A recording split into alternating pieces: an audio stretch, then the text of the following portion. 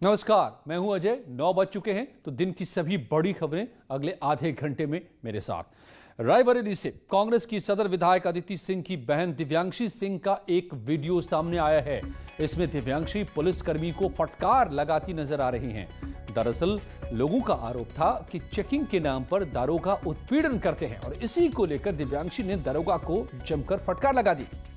आप पहले ये वीडियो देख लीजिए और सुनिए किस तरह से दिव्यांशी पुलिस वाले को फटकार लगा रही हैं।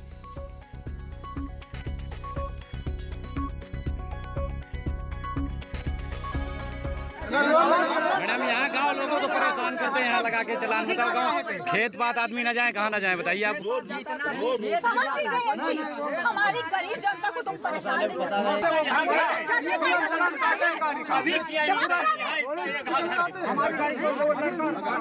अभी खेत से सब लोग आ रहे हैं, बताओ खेत से चलान काटने का क्या मतलब है? अरे भाई, अगर गलती हो गई तो उसके लिए माफी मांगते हैं, लेकिन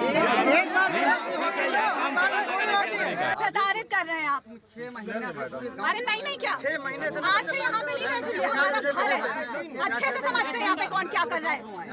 अपनी कार्यशैली सुधारिए, समझ में आया?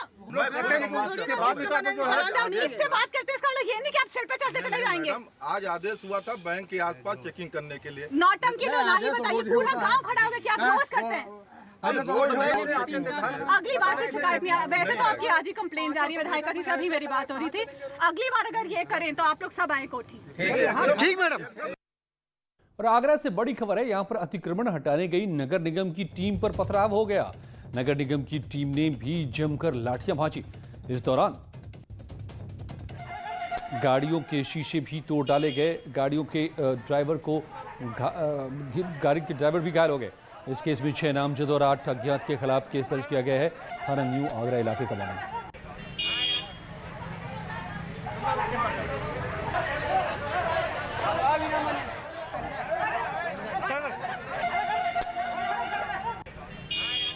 आगरा की तस्वीर जहां पर अतिक्रमण हटाने के लिए टीम पहुंची थी नगर निगम की, मगर उसकी गाड़ियों के शीशे तोड़ डाले लोगों ने। विरोध किया, धक्का मुक्की हुई, लाठियां भी चली। आरिफ हमारे संवाददाता मेरे साथ जुड़ गए। आरिफ, लोग इतने गुस्से में कैसे थे, क्यों इतना बवाल हो गया? देखिए अजय, ये थाना न्यू आगरा क्षेत्र का मामला है। नगर निगम की टीम अतिक्रमण को हटाने के लिए गई थी। इसी बीच बहुत सारे लोग इकट्ठे हो गए, आसपास के स्थानीय लोग हो गए और वो अतिक्रमण हटाने का विरोध करने लगे। कई लोगों ने मारपीट शुरू कर दी। नगर निगम की टीम मौके पर थी, उस पर पथराव शुरू कर दिया। कई गाड़ियां टूटी हैं नगर निगम की। इसके बाद नगर निगम की जो इन्फोर्समेंट टीम है मौके पर पहुंची और जमकर लाठियां भी भाजी हैं। देखिए, इस मामले में 6 लोगों के खिलाफ मुकदमा दर्ज हुआ है, 7-8 अज्ञात लोगों के खिलाफ मुकदमा दर्ज हुआ है, 2 ड्राइवर भी घायल हुए हैं। तो आज दिन भर जबरदस्त हंगामा हुआ है अतिक्रमण हटाने को लेकर, क्योंकि जिस हिसाब से लगातार अतिक्रमण बढ़ रहा है, नगर निगम अपनी कार्रवाई कर रहा है, लोग उसका विरोध भी कर रहे हैं, तो और जमकर बवाल भी हुआ है। जी धन्यवाद आरिफ आपका जानकारी के लिए। तो आप देख रहे हैं लगातार बढ़ते अतिक्रमण को हटाने गई टीम के साथ लोगों की झड़प आगरा में।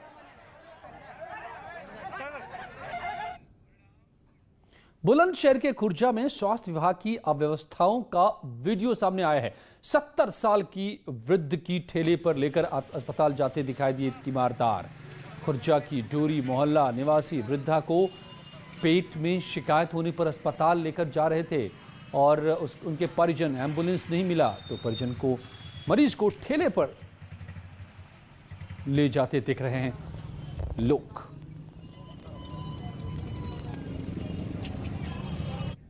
गाजियाबाद में दबंगों ने एक युवक को लाठी डंडों से पीट डाला। शराब के ठेके संचालक को कुछ दबंगों ने लाठी डंडों से गंभीर रूप से घायल कर दिया। उसके अपहरण की कोशिश तक हुई।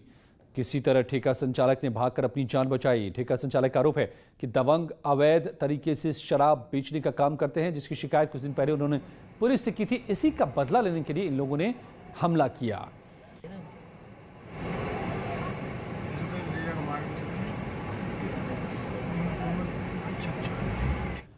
और मेरठ में एक शख्स की 2 पत्नियां थाने के बाहर आपस में भिड़ गईं। थाना लिसाड़ी गेट की बाहर की तस्वीर आप देख रहे हैं। दोनों महिलाएं आपस में किस तरह से झगड़ा कर रही हैं। हैरानी की बात है कि थाने के बाहर की ये घटना है, मगर पुलिस बस तमाशा देख रही है। दरअसल परवेज की 2 पत्नियां हैं, दोनों के बीच अक्सर विवाद होता रहता है। परवेज ने एक पत्नी का समर्थन किया तो दूसरी ने केस दर्ज करवा दिया। इसके बदले पति ने केस करने वाली पत्नी और उसके परिजनों की पिटाई करवा दी। विवाद में दोनों पक्ष थाने पहुंच गए, मगर थाने के बाहर ही पहली पत्नी को देखकर दूसरी पत्नी ने आपा खो दिया। उसने बाल पकड़कर पिटाई शुरू कर दी।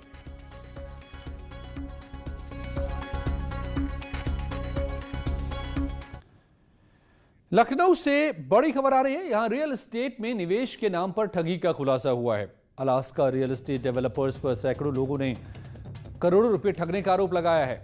पुलिस ने कंपनी के डायरेक्टर समेत 9 आरोपियों को गिरफ्तार कर लिया है, मगर ठगी का मास्टरमाइंड कंपनी का एमडी हरिओम यादव फरार है। दुबई में बुर्ज खलीफा में निवेश का झांसा देने का आरोप है। इसके साथ ही मुंबई के रियल एस्टेट में निवेश के नाम पर भी ठगी की है।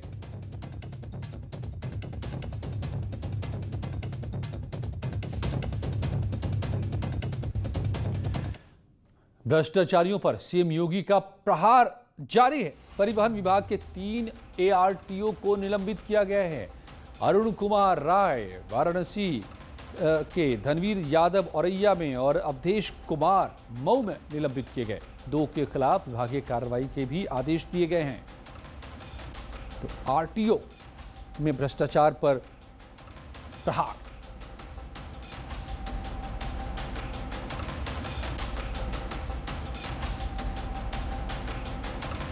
भ्रष्टाचार पर लगातार एक्शन का सिलसिला जारी है, चाहे वो आईएएस हो, आईपीएस हो या फिर परिवहन विभाग की। और परिवहन विभाग तो बदनाम रहा है भ्रष्टाचार को लेकर। बिना लेन देन के लोग कहते हैं यहाँ कोई काम नहीं होता। तो 3 आरटीओ निलंबित किए गए हैं भ्रष्टाचार के आरोप में। 2 के खिलाफ विभागीय कार्रवाई के भी आदेश दिए गए हैं। अनामिका हमारी संवाददाता मेरे साथ जुड़ गए हैं और जानकारी के साथ। अनामिका, किस तरह से ये कार्रवाई? देखिए, काफी समय से परिवहन विभाग के कुछ अधिकारी जो है वो सरकार के रडार पे थे और इन पर ये आरोप लगाए गए थे कि गलत तरीके से बगैर कागजों की जांच किए हुए अलग अलग लोगों को जो है ग्रीन सिग्नल दे दिए गए, कागजों की पड़ताल नहीं की गई और करप्शन भी इसमें किया गया, पैसे की लेन देन भी की गई। और इसी प्रकरण में सीबीआई जांच में जो तथ्य पाए गए थे उसको देखते हुए तत्काल प्रभाव से कार्रवाई के निर्देश दिए गए हैं, जिसके तहत अरुण कुमार राय जो वाराणसी के हैं, इसके अलावा अवधेश कुमार जो है वो मऊ से, साथ ही साथ धनवीर यादव जो कि औरैया से हैं, तीनों को तत्काल प्रभाव से निलंबित कर दिया गया है। और एक अन्य मामलों में भी 2 लोगों के खिलाफ विभागीय जांच के आदेश भी दिए गए हैं। तो आज हम सुबह से देख रहे हैं अजय कि बैक टू बैक जो कार्रवाइयों का दौर है वो लगातार जारी है, जहां पर एक तरफ जो एसडीएम, जो तत्कालीन एसडीएम, उनके खिलाफ जो वसूली का आदेश दिया गया, वही दूसरी ओर परिवहन विभाग की अगर बात करें हम तो वहां पे भी बड़े पैमाने पर कार्रवाई के निर्देश दिए गए देर शाम होते होते। धन्यवाद अनामिका जानकारी के लिए। बिजनौर से सनसनीखेज मामला सामने आया है। यहां एक युवती की हत्या कर दी गई। आरोप है कि एक मुस्लिम लड़के ने हिंदू युवती को पहले अपने प्रेम जाल में फंसाया और उसके बाद उसकी गला रेत कर हत्या कर दी। आरोपी सलीम परिजनों को गुमराह भी करता रहा। पुलिस ने इस केस में आरोपी को अब गिरफ्तार कर जेल भेजा है।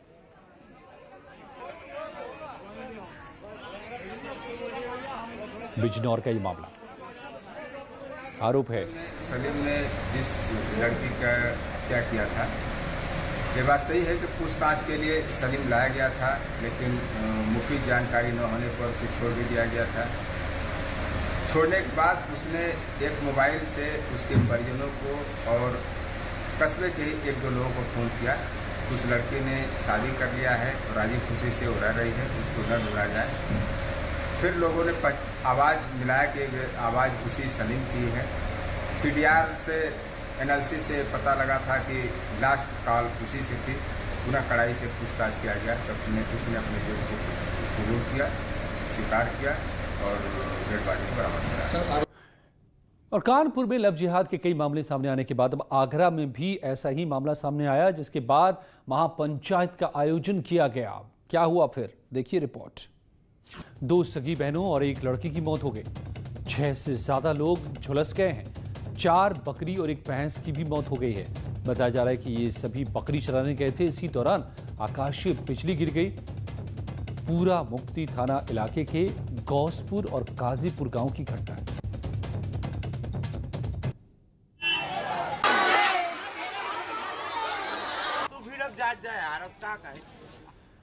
मथुरा के थाना जमुनापार में उस समय भगदड़ मच गई जब ईंट मंडी पर वर्चस्व जमाने को लेकर हिस्ट्री शीटर कीर्ति को उसके मोहल्ले के रहने वाले सूरज ने गोली मार दी। गोली हिस्ट्री शीटर के पेट में लगी, जिसके बाद उसे अस्पताल में भर्ती कराया गया। गोलीकांड के बाद हिस्ट्री शीटर के परिजनों ने आरोपी सूरज की जमकर पिटाई कर दी। बताया जा रहा है कि इस हिस्ट्री शीटर कीर्ति ने सूरज को थप्पड़ मार दिया था। इसी बात से नाराज होकर सूरज ने कीर्ति को गोली मार दी। घटना के बाद एसपी सिटी उदय शंकर सिंह और सीओ रमेश चंद्र तिवारी ने घटनास्थल का मुआयना किया और जिला अस्पताल पहुंचकर आरोपी से पूछताछ की।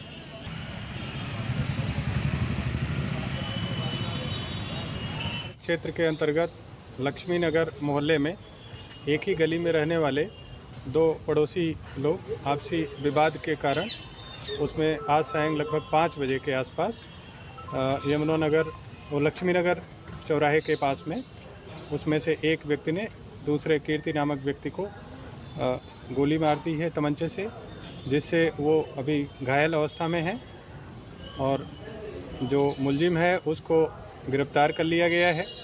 मौके से ही घटना में प्रयुक्त जो तमंचा है वो भी बरामद हो गया है।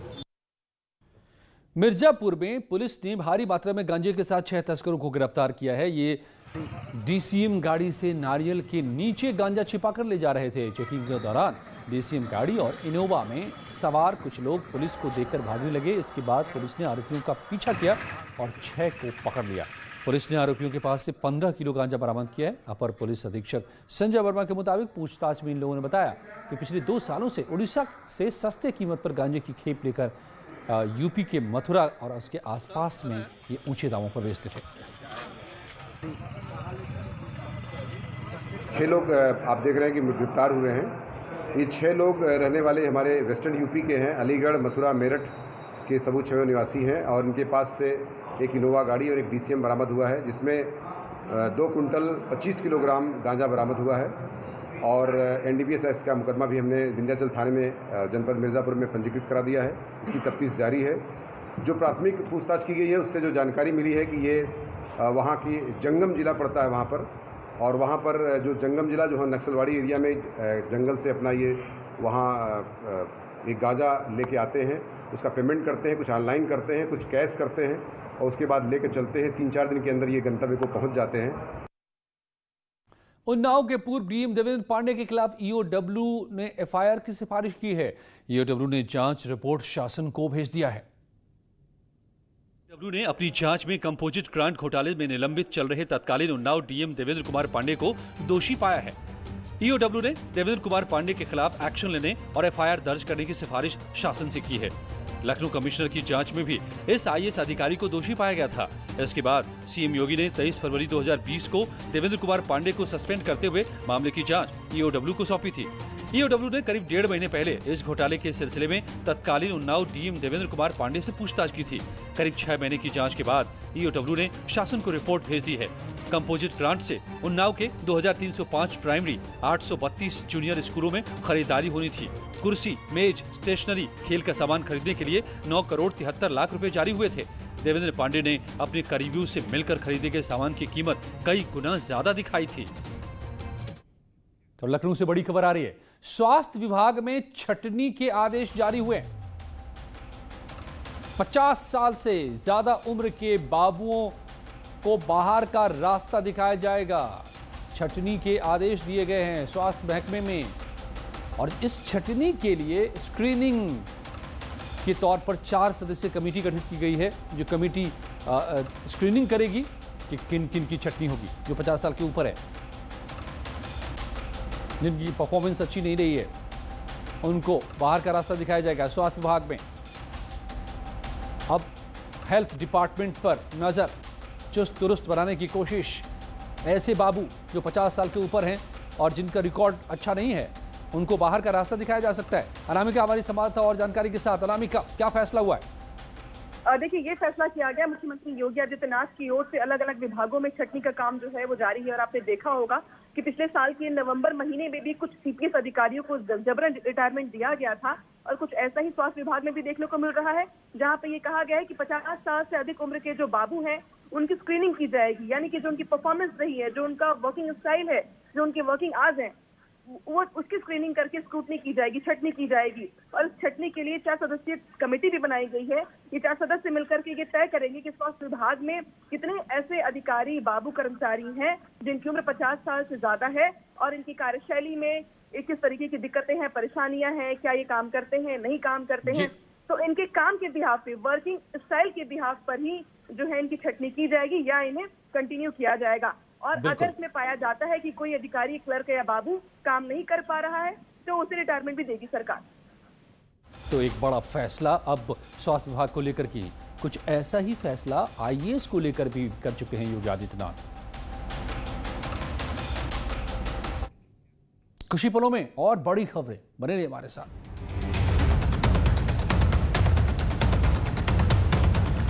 सांसदों की वेतन कटौती से संबंधित बिल आज लोकसभा में पास हो गया। संसद सदस्य वेतन भत्ता और पेंशन विधेयक 2020 का ज्यादातर सांसदों ने समर्थन किया। सभी के वेतन में 1 साल के लिए अब 30% की कटौती की जाएगी। इसके अलावा सांसद निधि भी 2 साल के लिए स्थगित कर दी गई है। सरकार ने यह फैसला कोविड-19 महामारी के कारण जो हालात बने हैं उससे मुकाबले के लिए लिया है। तो सांसद की सैलरी अब 30% कम होगी और 2 साल तक सांसद निधि के पैसे भी नहीं जारी होंगे।